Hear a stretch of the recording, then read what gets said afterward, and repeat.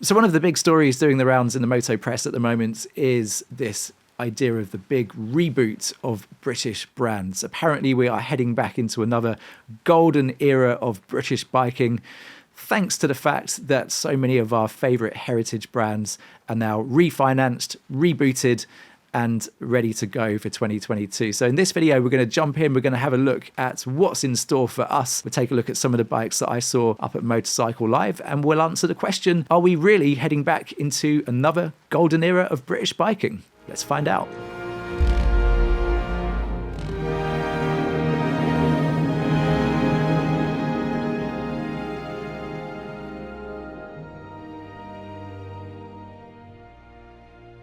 So Bike Magazine are calling this the Great British Reboot. MCN have published a bit of a tongue twister for me to try and say British bike brands bounce back for 2022. And I've also witnessed this with my own eyes as well. You know, up at Motorcycle Live, it was undeniable that there are a whole range of British heritage brands now, either freshly reinvigorated and rebooted, or just doing amazing things and really turning the dial up to 11. Now, when we talk about British heritage brands, we're not necessarily focusing on who owns what or where what is made. We're talking about iconic brands and iconic models that were around in that post-war era, 1950s, 1960s, 1970s, dominating the scene before stuff like this happened. And then this. And then this. And that kind of marked the end of the era for the golden age of British biking. But now, apparently, those times are coming back. So a lot of these brands freshly financed and kind of ready to go again. And some of them never really went away. Brands like Triumph, which is a good place to start on this list. You know, those guys have been around for a long time, but they've had a bit of a bumpy ride over the past few years. You know, 2020, they lost quite a lot of money, losing around £40 million. But it was a very different story last year. I don't know if you read in the papers, but they are now very much back in the black, turning a profit of about 50 million quid. Over 2021, they sold 76,000 bikes. Sales were up around 28% too. Now, I spent a bit of time riding a Speedmaster last year. You can see me here taking it out on the streets of London. A fantastic bike. And it's really interesting to see just the diverse range of all the different types of bikes that Triumph are offering in some of the biggest sections of motorbiking. So bikes like the Tiger that dominates in the adventure scene, bikes like the Thruxton that dominates the calf racer scene, modern classics dominated by bikes like the Bonneville, and even in the super naked space, you've got bikes like the Speed Triple that are definitely formidable machines in that very hot category of riding. So all over the place, they have machines that are right up there in terms of the best reviewed, the best selling, and you put all that together, there really is a motorbike seemingly for everyone in the Triumph range, and that might be part of the reason why they're seeing such amazing commercial success at the moment. So Triumph going from strength to strength, not just in terms of what they're doing at the moment, but also how they're innovating as well. They've got bikes like the TE1 prototype, which is being built alongside a collaboration with Williams. I saw the frame and some of the workings of this on display at Motorcycle Live. Again, this is going to be Triumph trying to push the boundaries in the electric space, giving us performance-focused machines. And while others out there are still continuing to push these somewhat spurious conspiracy theories about electric, I'm really excited about what it's going to bring. At the end of the day, I don't really care how my bike is powered. If it's fast as hell, get me on it and I might just buy one. So really good to see what Triumph are up to, not just in terms of their range of existing bikes, but also where they're planning on taking us with innovations in the next few years as well. So good on Triumph for that. Now, up at Motorcycle Live, there was another British heritage brand rising from the ashes and ready to make a big noise in 2022. And that, of course, was BSA. Now, Birmingham Small Arms were really the darling of British manufacturing in the early 1900s. They brought us bikes like the Gold Star, and kind of post-war really dominated the scene with that bike. It was the bike to be seen on. 1970s all went horribly wrong for BSA, like others, and they went away. But now they are rebooted with new financing from Mahindra Group, and the all-new Gold Star for 2022 is looking extremely promising. I spent some time with the bike at Motorcycle Live, got up close with it, and I made a full video on it as well if you want to jump into the details. But looking at the thing, it is really quite amazing to see what the engineers have managed to bring us in a world where we now have so many rules and regulations around what you can and can't do with a bike. We have a big 650 single thumper, all of that classic styling of the original Gold Star, things like the chrome tank, the black frame, the spoked wheels. It's just a beautiful looking machine. And again, it just gives a new generation of riders the chance to enjoy a little bit of that heritage, but with some of the mod cons, small things like brakes that actually work and all that kind of stuff. So good to see BSA back. They're starting out with the Gold Star. But again, there's a lot of innovation coming from companies like BSA. So they've just match funded £4 million from the government to bring us some kind of new electric vehicle as well. I think they're probably going to head down the modern classic look. So it's going to be really interesting to see how they fuse modern technology with that British heritage iconic design theme. So a lot to look forward to from BSA in the years ahead.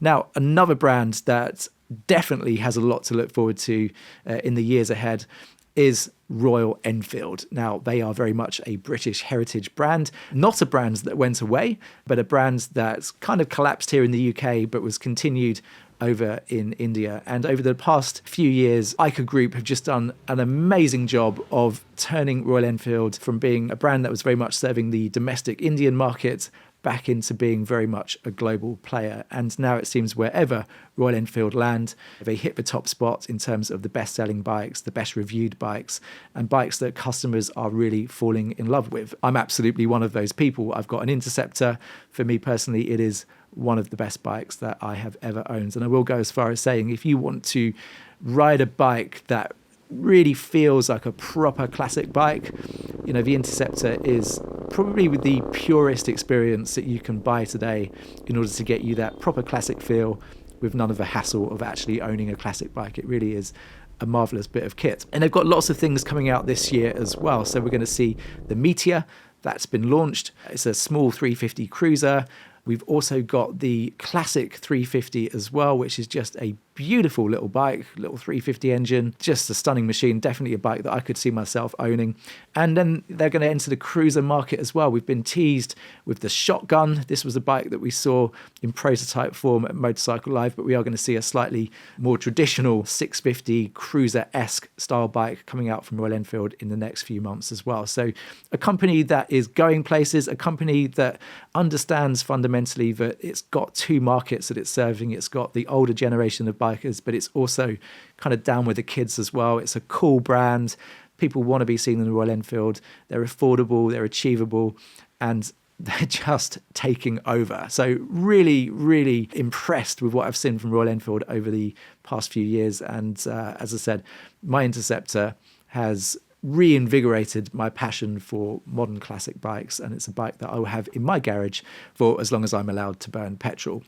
So another brand that kind of combines that magic of Indian investment and British heritage is undoubtedly Norton, and they are back under new owners TVS. And let's just say it as it is, the past couple of years has not been exactly great for Norton. Kind of unmitigated disaster springs to mind.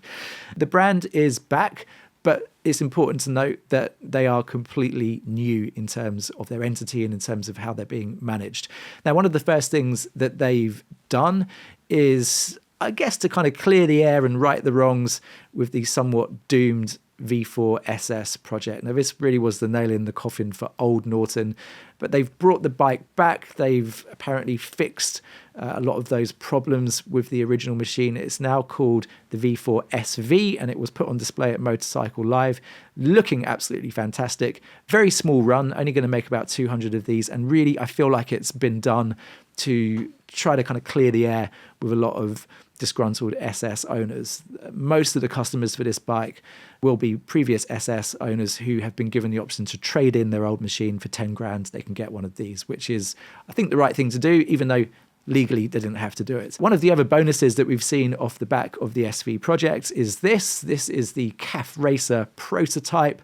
Again, it's a little bit of peacocking from Norton. They've taken the clothes off that superbike and just shown the world what this thing really looks like under the skin. Again, it will probably be very small production run, but once these bikes are out of the way, Norton will crack on with bringing us scale production bikes that you and I might actually go out and buy. But I think they're always going to remain on the slightly more premium end of the market.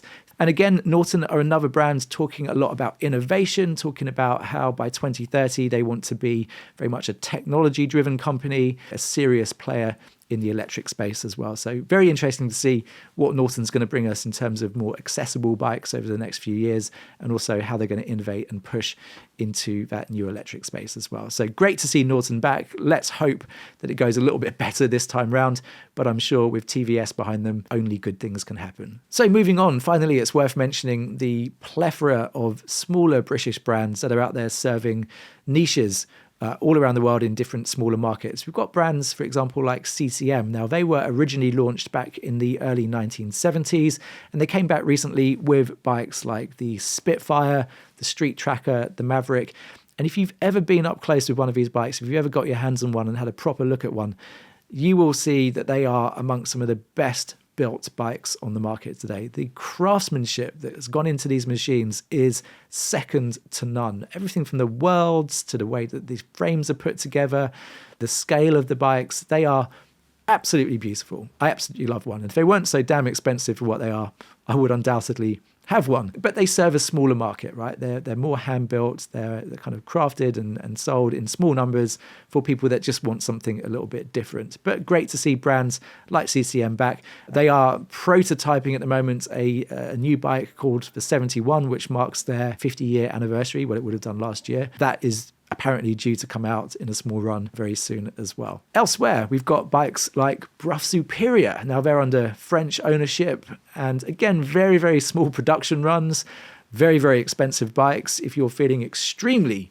flush at the moment, you could get yourself a Lawrence, for example, for a mere 66,000 euros. I mean, undoubtedly a beautiful bike, undoubtedly a very small market for it, but it's good to see that classic design continuing and being made available to those who can afford it. Of course, the Lawrence is named after the Lawrence of Arabia, who famously owned a Brough Superior and unfortunately met his demise on one as well. So history there. On completely the other end of the spectrum, we also have brands like AJS. Now, they are still British owned. Yes, the bikes are made over in China, but these bikes are all about bringing new riders the opportunity to own and ride a modern classic machine. Now, you can get a bike like the Cadwell for under £3,000. Just look at it. I mean, it is a beautifully styled 125 modern classic bike, the kind of gateway drug, if you like, to the modern classic British heritage scene.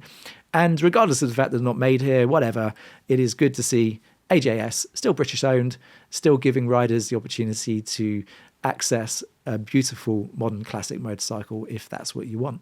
So to answer the question, are we heading back into another golden era of British motorcycling? Well, not in the sense of it being a golden era, because this isn't really all about innovation. This is more about bringing some history back for a new generation of riders. So kind of call it what you want, a resurgence maybe, a trend, who knows? But at the end of the day, it is fantastic to see brands like Triumph from Royal Enfield just dominating around the world now. It is fantastic to see brands like Norton and BSA given another shot. And of course, some of our boutique heritage brands like Brough, like AJS, like CCM, all out there doing amazing things in their individual markets as well. So not really a golden era, but definitely a reboot and something that I'm very excited about. And if I can get my hands on some of these bikes and take them for a bit of a test ride, I certainly will get that done. Let me know what you think in the comments below. And until the next one, ride safe.